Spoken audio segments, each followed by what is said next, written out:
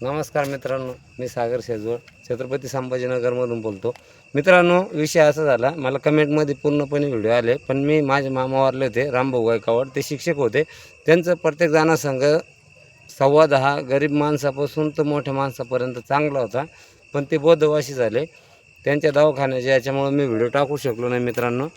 त्यामुळं थोडंसं तुमचं माफी घेतो. मला कमेंटमध्ये बऱ्याच जणांचा व्हिडिओ आला की तुम्ही सागर भाऊ व्हिडिओ टाकला नाही, कंटिन्यू व्हिडिओ टाकता का नाही टाकला, तर त्याच्यासाठी मी माफी मागतो पुन्हा.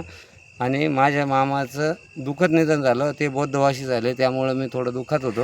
आणि तुम्हाला आहे ना एक महिनाभर तरी पण व्हिडिओ मी चिकनचा टाकू शकत नाही, पण साधा व्हिडिओ टाकन. जनतेचा प्रॉब्लेम हा आपण प्रत्येक जणाचा तळागाळातून बोलणारा माणूस आहे.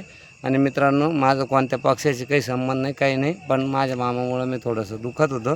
त्यासाठी तुम्हाला एक माफी मागतो आणि तुम्हाला पुढचा व्हिडिओ रविवारी सागर नक्कीच एक भेटेल. थोडीफार मामासाठी श्रद्धांजली वाहिली असती चांगलं झालं असतं. नाही नाही, ते ज्याची इच्छा असेल तो टाकू शकतो.